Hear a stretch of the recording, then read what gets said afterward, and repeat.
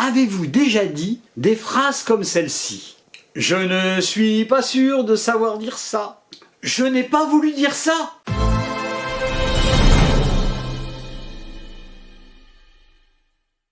Hé hé hé, je suis Gérard Confineau. Mais pour ceux qui me connaissent déjà, je suis Merlin, le druide. Mais je suis aussi coach en développement personnel et coach en bien-être. Et c'est à ce titre qu'aujourd'hui, je vais vous parler de communication. Comment prendre la parole dans un cercle privé, familial ou sentimental. Avant de commencer, c'est le moment ou jamais. Si vous n'êtes pas déjà abonné à cette chaîne, cliquez sur s'abonner, cliquez sur la petite cloche pour pouvoir être notifié chaque fois qu'on mettra une vidéo en ligne. Et ben vous serez prévenu. N'hésitez pas à mettre des likes, c'est bien les likes, ça fait toujours plaisir les likes. Et en plus, l'algorithme de YouTube adore ça. Donc n'hésitez pas, mettez-nous des commentaires. Les commentaires, je sais, je me répète, mais c'est l'âge qui veut ça.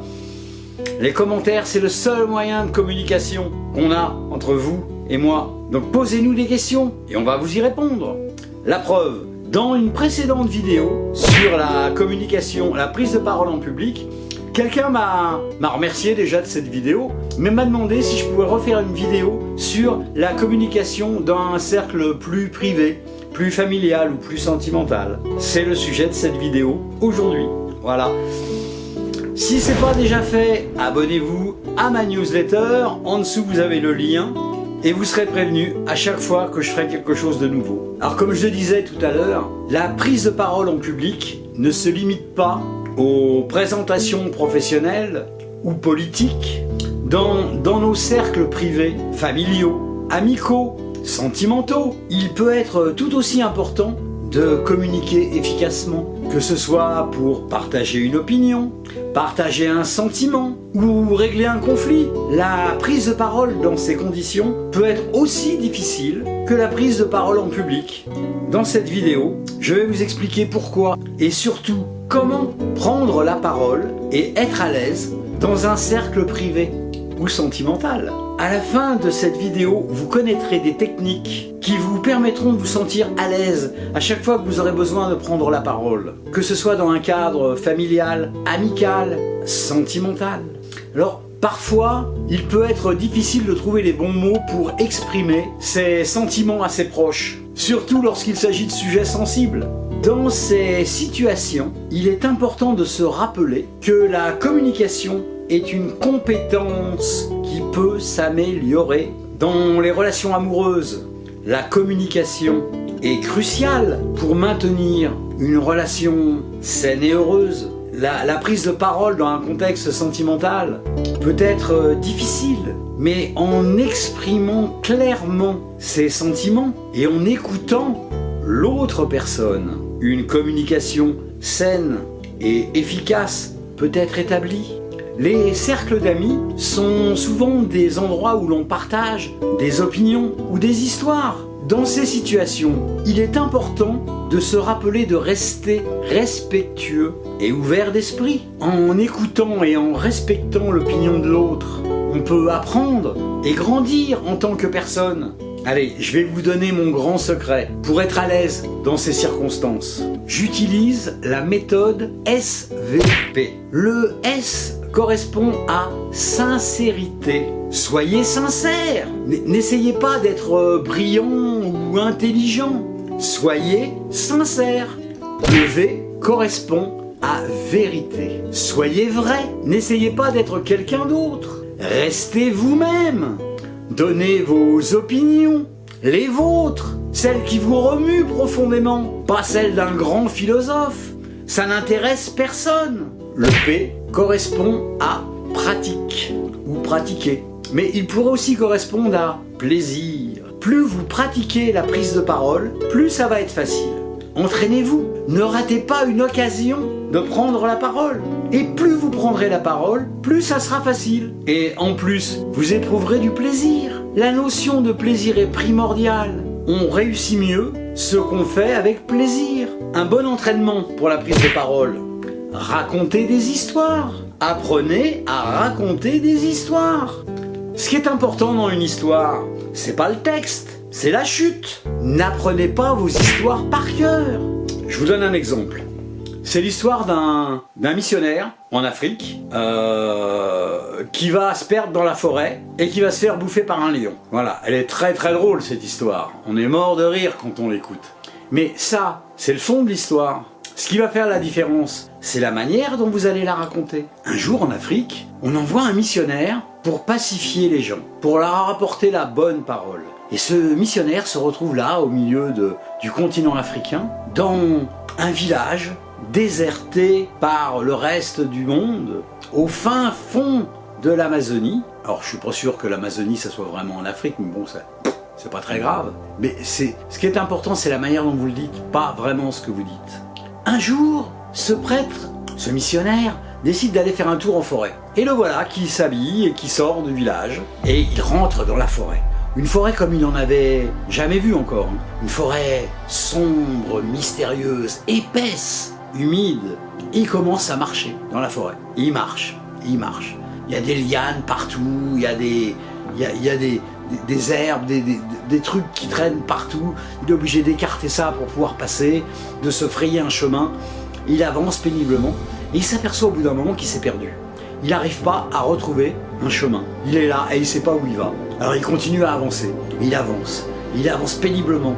Et il avance en sentant toute cette humidité autour de lui. Les moustiques, les insectes qui bourdonnent autour de lui et qui viennent l'agacer, l'embêter. De temps en temps, il croise un serpent et il est obligé de faire un petit détour. Et il marche, et il marche. Il commence à être fatigué, il commence à être épuisé. Et il se dit, mais je vais bien arriver quelque part. Alors il continue à marcher et il avance, il avance, il avance. Et au fin fond, il aperçoit une éclaircie. Il se dit, voilà, ça y est, c'est la sortie de la forêt. Je vais arriver au village. Et il avance vers ça, vers cette trouée de lumière. Et il arrive face à un immense désert. Bon, alors c'est pas le bon chemin. Mais je vais avancer tout droit. Je vais bien finir par arriver quelque part où on m'indiquera mon village. Et il commence à avancer dans le sable. Alors la marche dans le sable, c'est pas la même chose. C'est pénible, c'est fatigant. Il y a les grains de sable qui lui rentrent dans les sandales et ça le blesse et il commence à avoir chaud. Et c'est pas du tout la même chaleur que dans la forêt. Là, la chaleur est sèche. Dans la forêt, c'était humide, oppressant. Là, c'est sec. Et il commence à avoir soif. Et il avance, péniblement. Et puis, la chaleur continue à l'attaquer. Et il commence à jeter un vêtement. Et il continue à marcher. Il commence à retirer sa soutane. Il jette sa soutane. Il a trop chaud. Et il marche. Et puis, il aperçoit au fond un groupe de rochers. Il se dit, ah, de l'ombre. Et il se dirige vers ce groupe de rochers. Et là, il arrive devant le rocher.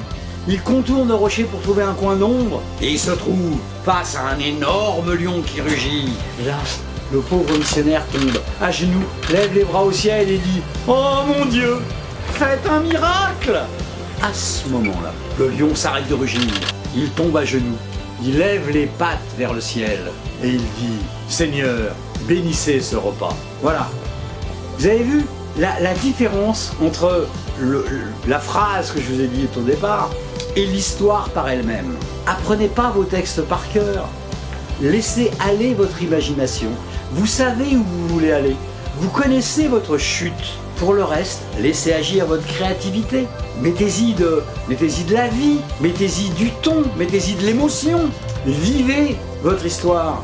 Peu importe les mots que vous allez employer. Cette histoire-là que je viens de vous raconter, je pourrais vous la raconter 20 fois, 20 000 fois. Ça serait toujours la même chute. Ça serait pas forcément la même histoire. Mais c'est pas important. Ce qui est important, c'est le partage que vous avez avec les gens et le message que vous voulez leur délivrer. Mettez-y de l'émotion. Mettez-y de la sincérité avec votre femme, avec votre petite amie, avec une femme que vous êtes en train de draguer. Écoutez-la. Écoutez ce qu'elle a à vous dire. Ne faites pas que l'entendre. Écoutez-la. C'est pas du tout la même chose. Respectez son opinion. Mais même si vous n'êtes pas d'accord avec elle, c'est son opinion, pas la vôtre. Pour être à l'aise dans la prise de parole, élevez votre triple E. Alors je rappelle, pour ceux qui ne l'ont pas vu dans une précédente vidéo, le triple E, c'est l'état émotionnel élevé. État émotionnel élevé. montez votre niveau de triple E. Vous allez voir, ça va changer votre discours. En dehors des cercles privés, la communication est importante dans d'autres contextes, tels que les entretiens d'embauche, les rendez-vous médicaux, les projets de groupe. Pour améliorer votre communication, vous pouvez pratiquer des compétences telles que l'écoute active, l'empathie.